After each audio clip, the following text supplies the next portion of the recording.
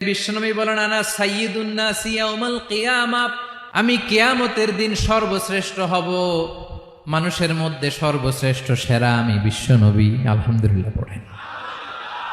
বিশ্বনবী বলেন, সেদিনটা বড্ড ভয়ঙ্কর। সেদিন কেউ কারো কোনো উপকারে আসবে না, বন্ধু বন্ধুর কাজে আসবে না, স্ত্রী স্বামীর উপকারে আসবে না, স্বামী স্ত্রীর উপকারে আসবে না, পীর সাহেব মুরিদরে বাঁচাতে পারবে না, মুরিদ পীর সাহেবরে বাঁচাতে পারবে না, নেতা কর্মীর পরিচয় দিবে না, কর্মী নেতার পরিচয় দিবে না, ভাই বোনকে চিনবে না, বোন ভাইকে চিনবে না, বাবা তার সন্তানকে চিনবে না, মেয়েকে দেখে মা দৌড়ে দৌড়ে পালাবে। বড্ড ভয়ঙ্কর দিন। বিশ্বনবী বলবেন, জমিনটা এখনকার মতো থাকবে না, পুরো জমিনটা সমান হয়ে যাবে, ফ্ল্যাট। এখন তো গোল, তখন ফ্ল্যাট। সবাই এক জমিনের উপরে দাঁড়াবে, সূর্যটা মাথার কাছে চলে আসবে, সূর্যের গরমে মানুষের মাথার মগজ গলে গলে কানের ছিদ্র নাকের ছিদ্র দিয়ে বেয়ে বেয়ে পড়বে। সবাই হয়রান, পেরেশান, ক্লান্ত শ্রান্ত। মানুষগুলো বলবে বাঁচার কোনো উপায় নাই।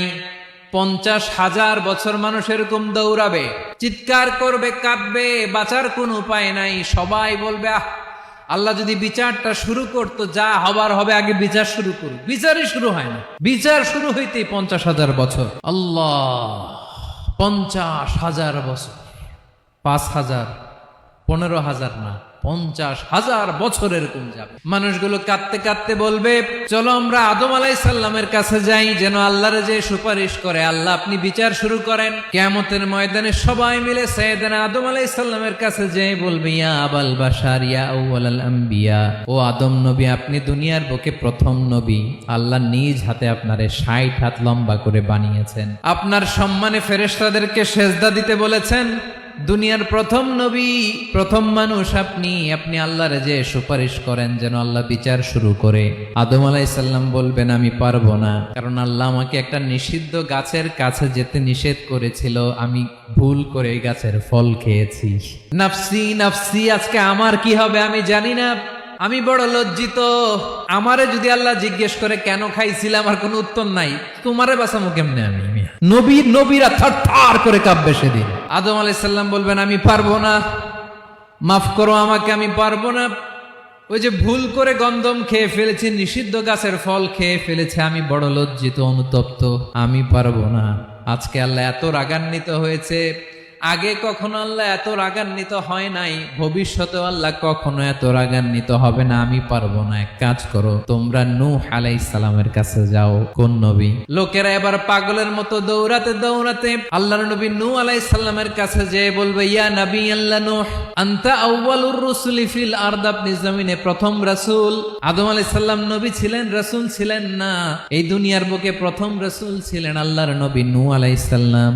সবাই বলবে, ও নবী আল্লাহ নূহ, রাসূল আল্লাহ নূহ, আল্লাহ আপনাকে আবদান শাকুরা, শুকর গুজার বান্দা বলে কোরআনে বলেছে। কোরআনে নূহ আলাইহিস সালামের নামেও সূরা আছে না নাই? আপনি আল্লাহর প্রিয় বান্দা, প্রিয় রাসূল। দেখেন আমাদের কি দশা, ঘামতে ঘামতে শেষ, জমিনটা তামার জমিন, সূর্যটা মাথার কাছে, কি করবো আর পারি না, ঘামতে ঘামতে আর কত ঘামবো, কত দাঁড়িয়ে থাকবো। আল্লাহরে যে বলেন বিচার যেন শুরু করে। নূহ আলাইহিস সালাম বলবেন, আমিও পারবো না, আমিও পারবো না, আমি আমার ছেলের জন্য কথা বলে ভুল করে ফেলছি। যখন মহাপ্লাবন হবে আমি বললাম, আল্লাহ আমার কলিজার টুকরা সন্তান রে বাঁচান। আল্লাহ বললেন, ও নূহ, সে তোমার সন্তান না, কারণ সে ঈমান আনে নাই, সে পাহাড়ের উপর দাঁড়িয়েছে, দেখি কেমনে সে বাঁচে। ওই যে আমি একটা না বুঝে আবদার করেছি, আল্লাহ আমার উপর রেগে গিয়েছিলেন। আজকে আল্লাহ ওই ব্যাপারে যদি আমারে প্রশ্ন করে, আমার কোনো জবাব নাই, আমি পারবো না, মাফ করো। তোমরা সবাই মিলে আল্লাহর খালিল ইব্রাহিম আলাইহিস সালামের কাছে যাও। লোকগুলো পাগলের মতো খুঁজতে আরম্ভ করবে, অযুত লক্ষ নিযুত কোটি মানুষের ভিড়ে আল্লাহর খালিল ইব্রাহিমকে যে বলবে, ইয়া খালিলুল্লাহ, ও আল্লাহর খালিল, আল্লাহ আপনাকে বড্ড ভালোবেসেছেন, আপনি কাবা বানিয়েছেন, আল্লাহ আপনাকে বড্ড পছন্দ করেন। দেখেন আমাদের কি অবস্থা, আপনি যে আল্লাহর কাছে সুপারিশ করেন যেন আল্লাহ আজকে বিচার শুরু করে। আল্লাহর নবী ইব্রাহিম বলবেন, আমিও পারবো না, আমি আমার জীবদ্দশায় 3টা মিথ্যা বলেছি। কয়টা? আসলে মিথ্যা না, একটু টুইস্ট করে কৌশল করে কথা বলেছিলেন, ওইটাকে হাদিসে মিথ্যা বলা হয়েছে। আমি জীবনে 3টা মিথ্যা বলেছি, জীবন বাঁচানোর তাগিদে কৌশল করে 3টা কথা বলেছি। আজকের এই কঠিন ময়দানে আল্লাহ যদি ওই 3টা কথার ব্যাপারে জিজ্ঞেস করে, লজ্জায় আমি মাথা দেখাতে পারবো না, আমিও পারবো না। আজকে আল্লাহ এত রেগে আছে, আগে কখনো এত রাগে নাই, পরেও রাখবে না। তোমরা সবাই মিলে বনি ইসরাইলের নবী মুসা আলাইহিস সালামের কাছে যাও। সবাই এবার যাবে মুসা আলাইহিস সালামের কাছে, যে বলবে, ইয়া নবী আল্লাহ মুসা, আপনি ছিলেন কালিমুল্লাহ, আল্লাহর সাথে সরাসরি কথা বলতেন। রব্বুল আলামিন আপনাকে তাওরাত কিতাব দিয়েছেন, আপনি যে একটু সুপারিশ করেন। আল্লাহর নবী মুসা বলবেন, মাফ করো, আমিও পারবো না। আমি দুনিয়ার বুকে ভুল করে একটা মানুষকে মেরে ফেলেছি। আমি মারছিলাম আদব শিক্ষা দেওয়ার জন্য এক থাপ্পড়, এই থাপ্পড়ে যে ওই লোক মরেই যাবে আমি জানতাম না। আজকে আল্লাহ যদি জিজ্ঞেস করে কেন মারলা, জবাব আছে। ওই লজ্জায় আমি অনুতপ্ত, আমি পারবো না, আমার এই কথা বলো না। আজকে আল্লাহ বড্ড রেগে আছে, আমি পারবো না। তোমরা আল্লাহর নবী ঈসা আলাইহিস সালামের কাছে যাও। কিয়ামতের ময়দানে মানুষগুলো পাগল পাড়া হয়ে আল্লাহর নবী ঈসা আলাইহিস সালামের কাছে যাবে, যে বলবে, নবী ঈসা আপনি রূহুল্লাহ, বাবা ছাড়া আল্লাহ আপনাকে বানিয়েছেন, ইনজিল কিতাব দিয়েছেন, মৃত মানুষকে আপনি জীবিত করতে পারতেন। আজকের এই কঠিন বিপদের দিনে আপনি আমাদের সাহায্য করেন। আল্লাহর কাছে যে বলেন যেন বিচার শুরু করে। ঈসা আলাইহিস সালাম বলবেন, আমিও পারবো না। ইন্নী উবিদতু মিন দুনিল্লাহ, আমার উম্মত খ্রিস্টানেরা আল্লাহরে বাদ দিয়ে আমি ঈসার ইবাদত করেছে। আমার মা ম্যারি আর আমাকে ডাকতো জেসাস ক্রাইস্ট, আমার ইবাদত করেছে। যদিও আমি আমার ইবাদত করতে বলি না, ঈসা আলাইহিস সালামও ইবাদত করতে বলেছেন একজনের, তিনি কে? আল্লাহর নবী ঈসা আলাইহিস সালাম বলবেন, আমিও পারবো না। আজকে আল্লাহ অনেক রেগে আছে, আমি পারবো না। তবে একটা পরামর্শ দিতে পারি, একটা সাজেশন দিতে পারি। আজকের দিনে এই কঠিন মুসিবতের কালে, এই কঠিন সময়ে কেউ আল্লাহর দরবারে দাঁড়িয়ে একটা টু শব্দ করার ক্ষমতা কারো নাই, একমাত্র আখিরি জামানার পয়গাম্বর বিশ্বনবী মুহাম্মাদুর রাসূলুল্লাহ ছাড়া। মানুষগুলো এবার আগুনের মধ্যে পানি দিলে যেমনি আগুন নিভে যায়, দাউ দাউ করা হৃদয়ে জ্বলন্ত আগুন তাদের ঠান্ডা হবে। কিয়ামতের ময়দানে ওই বিভীষিকাময় সময়ে, মুসিবতের কালে মানুষগুলো পাগল হয়ে বিশ্বনবীকে খুঁজতে আরম্ভ করবে। সবাই মিলে বিশ্বনবীর কাছে যে বলবে, ইয়া রাহমাতাল লিল আলামিন, ইয়া খাতামান নবীন, রাহমাতাল লিল আলামিন। দেখেন আমাদের কি অবস্থা, কি কঠিন বিপদে আমরা আছি, দাঁড়াতে পারি না, সূর্যের আলোতে ঘেমে হয়রান। আজকে কেউ সুপারিশ করতে পারবে না। সব নবীরা অপারগতা স্বীকার করেছে, তারা বলেছে আপনি ছাড়া কেউ নাকি আল্লাহর সামনে দাঁড়াতে পারবেন না, আপনি একটু সুপারিশ করেন।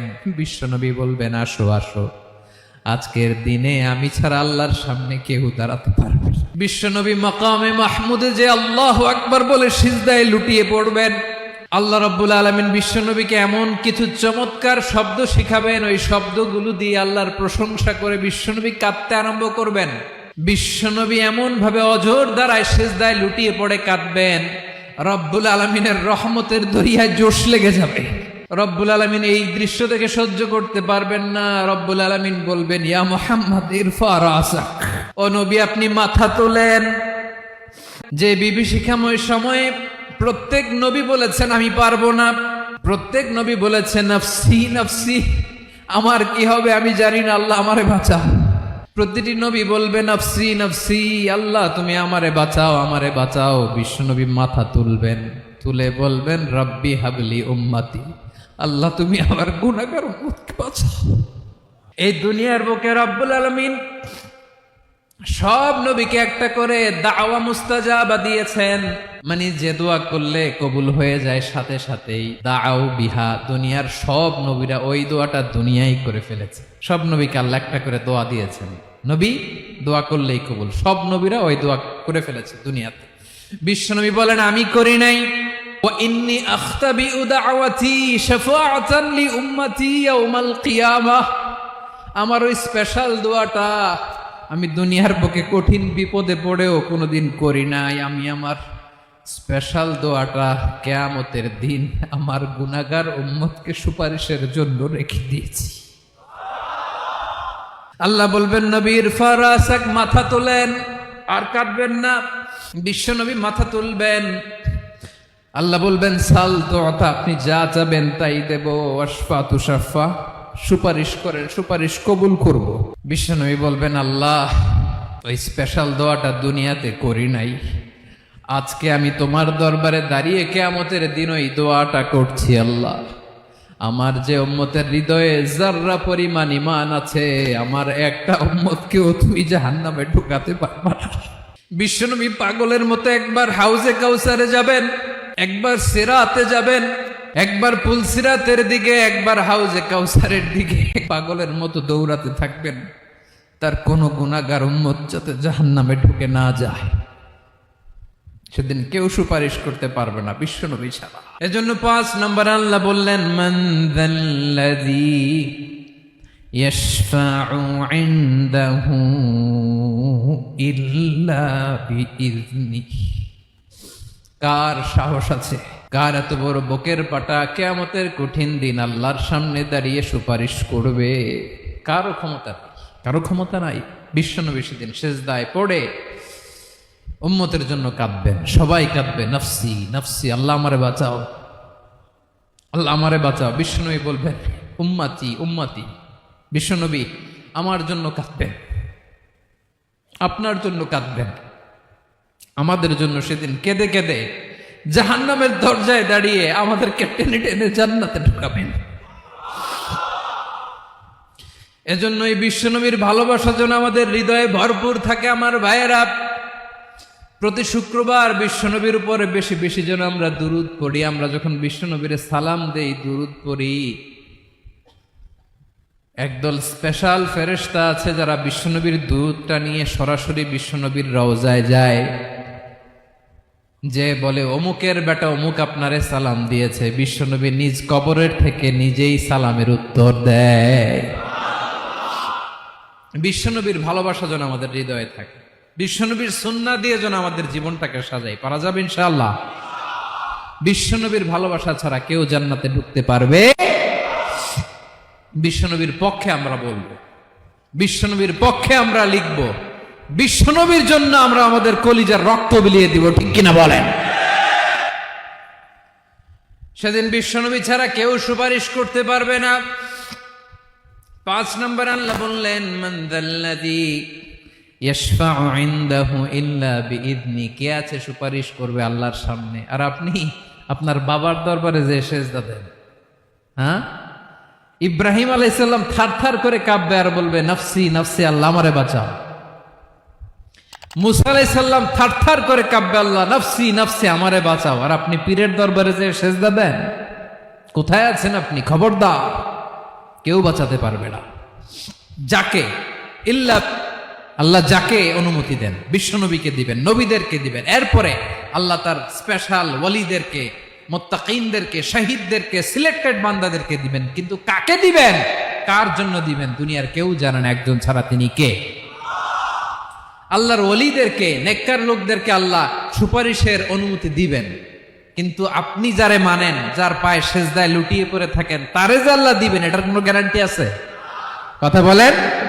এজন্য জপতে হবে একজনের নাম, আওয়াজ করে বলুন, তিনি কে?